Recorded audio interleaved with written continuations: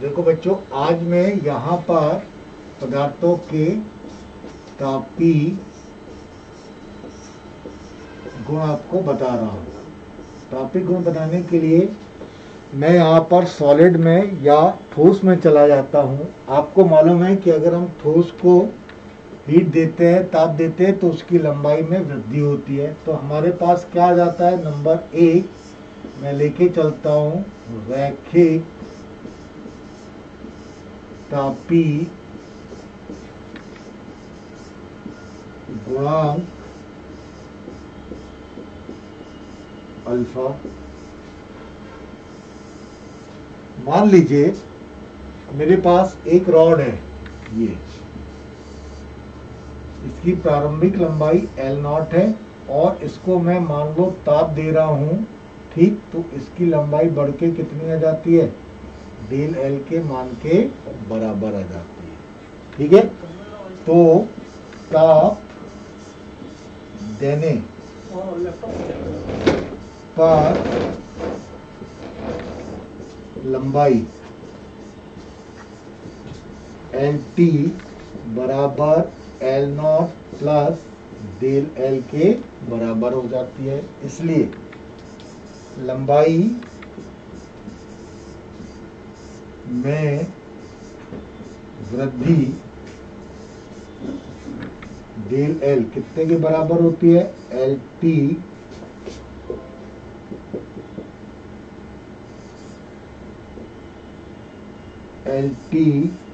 Minus L0 के मान के बराबर हो जाती है। तो यहाँ पर प्रयोगों द्वारा ये पाया गया है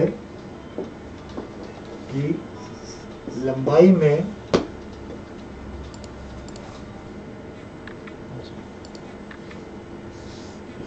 ताप में वृद्धि के,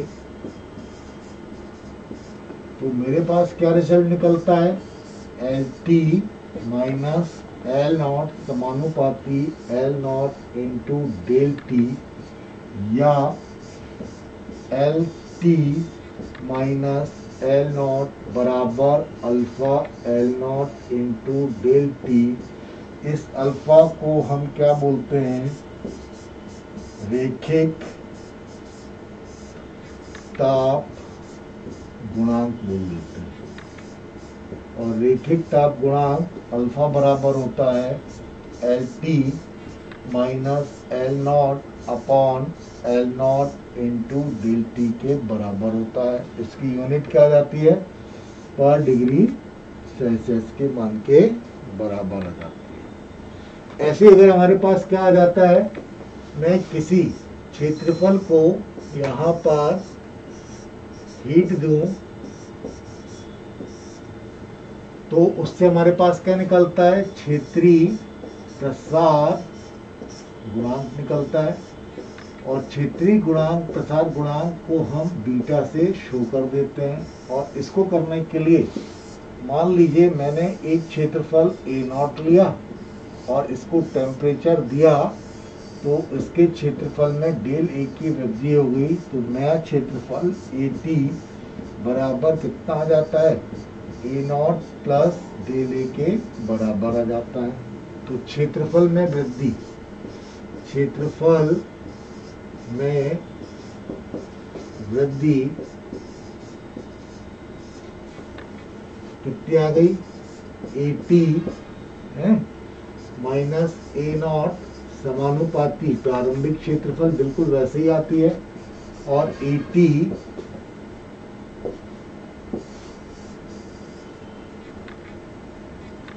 माइनस A0 समानुपाती तापमान में परिवर्तन, देयरफॉर AT माइनस A0 समानुपाती A0 इंटू डेल टी के बराबर आ जाता है। इसको अगर अपन लिखते हैं तो ये कैसे आ जाता है,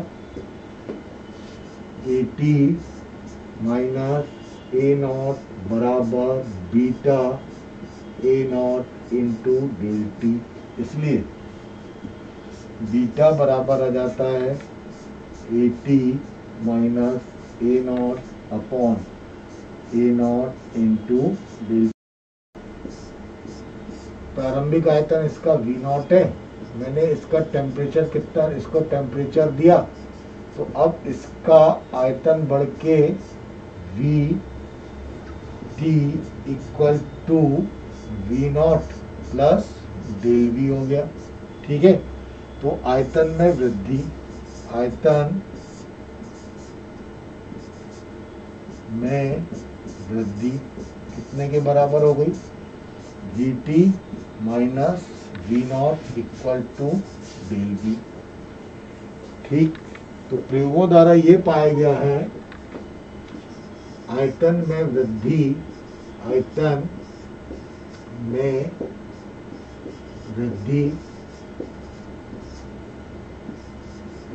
डेल V बराबर VT माइनस V नॉट समानुपाती प्रारंभिक आयतन V नॉट और VT माइनस V नॉट समानुपाती तापमान में परिवर्तन, इसलिए VT माइनस V नॉट समानुपाती V not into del T, इससे क्या रिजल्ट निकलता है, VT माइनस V नॉट बराबर gamma V not into del T.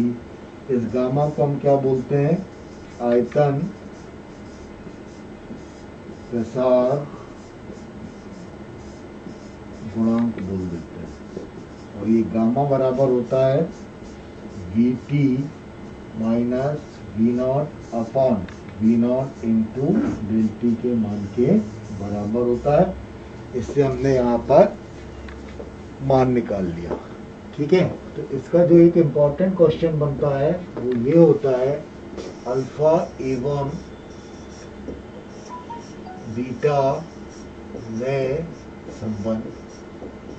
Alpha और बीटा में संबंध निकालने के लिए मैंने मान लीजिए क्या क्या, एक क्षेत्रफल ले लिया, ये ए नॉट, और इसकी प्रारंभिक लंबाई सबकी एल एल एल है, तो ए नॉट कितने के बराबर हो गया हमारे पास, एल स्क्वायर।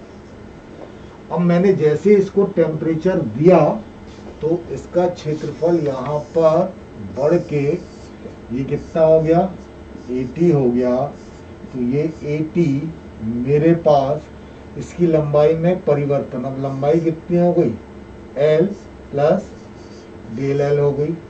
ठीक, क्लियर, या इसको मैं एल नॉट ही कर देता हूँ, एल नॉट कर दूं। ठीक, तो इसकी लंबाई मेरे पास हो जाएगी यहाँ पर एल नॉट प्लस एल के बराबर हो गई, तो 80 बराबर मेरे पास कितना आ गया, L not plus L whole square, इतने के मान के बराबर हो गया। इसका मतलब क्या हो गया, जैसे ही मैंने इसको टेम्परेचर दिया तो अब इसकी लंबाई भी बढ़ गई, तो ये कितने के बराबर हो गई, L not plus L, L not plus L, L not plus L, L लंबाई में वृद्धि हो गई, तो क्षेत्रफल में परिवर्तन यहाँ कितना जाएगा, 80 minus A not equal to L not plus L whole square minus L not whole square. क्या रिजल्ट निकलेगा, 80 माइनस ए नॉट बराबर L not square plus twice L not into L plus L square minus L not square, ये दोनों cancel.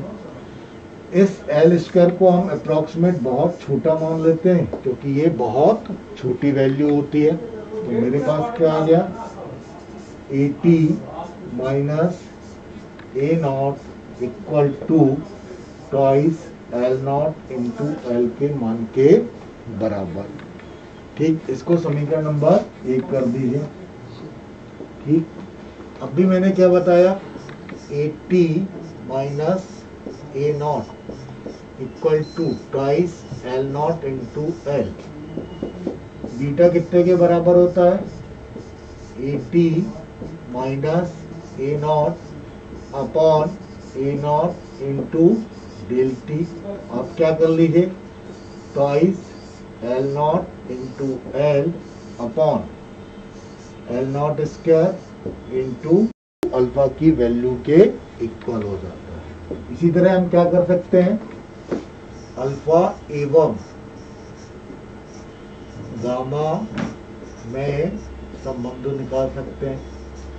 Alpha और gamma में संबंध निकालने के लिए मैं क्या करता हूँ, मान लीजिए एक क्यूब ले लिया, बिल्कुल ऐसा ही एक मैंने क्यूब ले लिया, ये इसका प्रारंभिक आयतन V0 है और लंबाई L0 और L0 के इक्वल है, तो V0 बराबर कितना आ जाएगा, L0 क्यू के मान के बराबर हो गया। अब जैसे ही मैंने इसको यहाँ पर टेम्परेचर दिया तो इसका आयतन बढ़ के कितना हो गया, यहाँ पर VT इक्वल टू, मान लो इसकी लंबाई में वृद्धि L0 से डेल L हो गई, तो ये हो जाएगी L0 plus del L whole cube के बराबर हो गई। इसकी हर लंबाई कितने के बराबर वृद्धि हुई, L0 प्लस डेल L, तो VT यहाँ पर कितने के बराबर हो गया, L0 plus L0 whole Q. ठीक, तो हम यहाँ पर लिखा लेते हैं क्या, आयतन में वृद्धि, इसको करेक्ट कर लीजिए, डेल L के बराबर आ गया। तो ये कैसा हो गया, VT minus V0 equal to L0 plus del L whole cube minus L cube. इसको और सॉल्व कर लीजिए, A plus B whole cube L0 cube plus 3 L0 square del L plus 3 L0 del L whole square plus del L cube minus L cube. ये दोनों यहाँ पर cancel. अब भी मैंने आपको क्या बताया कि डेल L बहुत छोटी क्वांटिटी है, तो इसको भी हम 0 के इक्वल मान लेंगे, और 3 L0 into del L square, ये भी बहुत छोटी क्वांटिटी है, तो इसको भी 0 के इक्वल मान लेंगे। तो मेरे पास कितना बचेगा यहाँ पर, VT minus V0 equal to 3 L0 square into del L। अब आपको क्या मालूम है, क्योंकि गामा इक्वल टू कितना आता है, VT minus V0 upon V0 into del T, ये कितने के इक्वल हो गया, 3 L0 square into del L upon L0 cube into del T। ये दोनों कैंसिल, तो गामा इक्वल टू कितना आ जाएगा, 3 del L upon L0 into del T। ये पूरी टर्म कितने के इक्वल है, अल्फा के इक्वल है, तो मेरे पास गामा इक्वल टू कितना आ गया, 3 अल्फा। तो ये मेरे पास यहाँ पर एक इम्पॉर्टेंट रिजल्ट आता है। चूंकि बीटा इक्वल टू कितना आया था, 2 अल्फा, इसलिए मैं एक रिजल्ट निकाल लेता हूँ। इसलिए alpha ratio beta ratio gamma 1:2:3 के मान के बराबर होता है। ये एक इम्पॉर्टेंट रिजल्ट है, एग्जामिनेशन में आने के इसके बहुत ज़्यादा चांसेस होते हैं, इसको कर लीजिएगा आप लोग।